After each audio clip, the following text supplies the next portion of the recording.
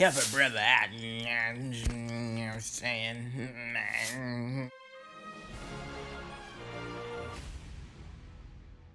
It's your favorite comedian, Elon Rich, and I got a lot to say about news from like 4 months ago. 4 months ago, I reported on a story between two college students in which one of them had been terrorizing the other one behind their back.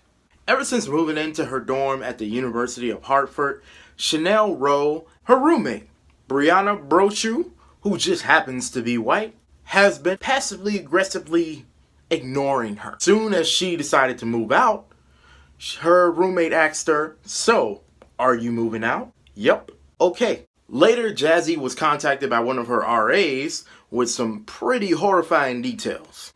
Apparently, Brianna broke you had gone online and started talking.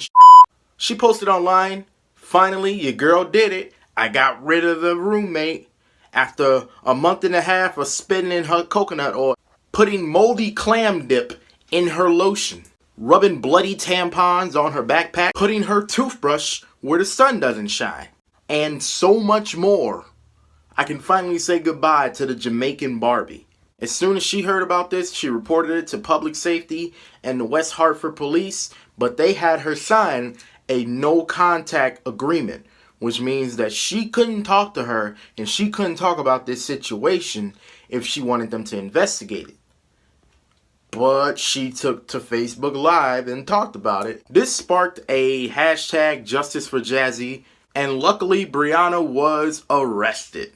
She was arrested on third-degree criminal mischief and second-degree breach of peace. In the police report, she admitted to licking on her silverware and rubbing bodily fluids on her backpack, claiming that she didn't actually contaminate the lotion and the toothbrush, only did it to appear funny. Now, I got an update on that story here today. Now, as we know, not every story has a happy ending. Not everybody gets what they're supposed to get, and some people get away with it. Brianna Brochu is actually going to be facing no real punishment exactly.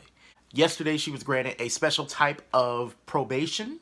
This probation would allow her to not have any actual criminal record. According to the newspaper, the Hartford Courant out of Connecticut, she will be doing 200 hours of community service, with 50 of those hours being at a literacy organization and another 50 in a social services group. Now, if she manages to do these hours and not get into any trouble, she will actually have all charges dropped after 2 years. Brochu is forbidden from contacting Chanel like at all, and she must submit a mental health evaluation. The state of Connecticut actually avoided trying to file this as a hate crime. According to attorney Gail Hardy, the state doesn't bring criminal charges for personal or political reasons, despite her plainly saying that she got rid of the Jamaican Barbie. Otherwise, why else would it matter that she's Jamaican? I don't know. Maybe it's a fucking hate crime. They're saying that they had no evidence that she did it because of her race.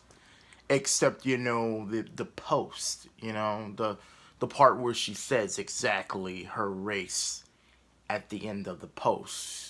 But Chanel is being very forgiving and saying that despite what happened, giving her nightmares and scaring her, like traumatizing her, she really hopes that Brianna can actually, with this second chance, use it as a way to just get better. That hopefully she never does this to anybody else. Now, Brochu's lawyer, Thomas Stevens, claims that his client, Brianna, is very regretful and sorry, and that she wanted to actually express this earlier, but she didn't want to possibly incriminate herself more. Which sounds, like, what do you call it? Like, what do you call it when you put a pot and you got a spoon and, oh, a crock of shit? I don't buy that for one fucking second. That girl is psychotic. She needs to be put under the jail. I'm all for rehabilitation and trying to actually help the problem, but come on, man. That was premeditated. Got that girl sick and everything, and you gonna tell me that y'all think some community service is gonna change her ways? fuck that. You can't do some shit like this without it being premeditated. I don't care if you regret it. You still had to pick up her stuff, rub it on your bloody pussy. And don't get me started on what you did to that coconut oil. You regret that you got caught. How about 2 years in jail? 200 hours in jail. It's not, a year isn't 200 hours. You know, sometimes when I'm recording these, man, it's mostly off the top of the dome, so I just be saying shit.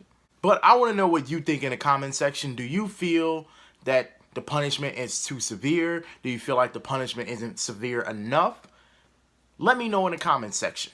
Be sure to like this video, share it on Facebook, subscribe to my YouTube channel, follow me on Twitter at ElonRichENT, follow me on Instagram at ElonRich, like my Facebook page, facebook.com/ElonRich.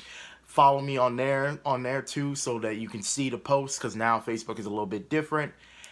And this is one of my first follow-up stories. I do so many of these videos, it's hard for me to always be able to follow up with stories, but I'm glad I was able to follow up with this one, because this one actually caught my eye.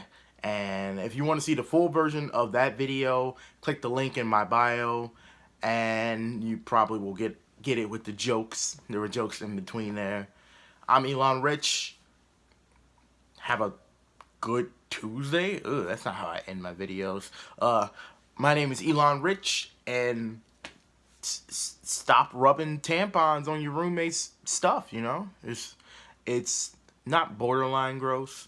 It's completely gross. Now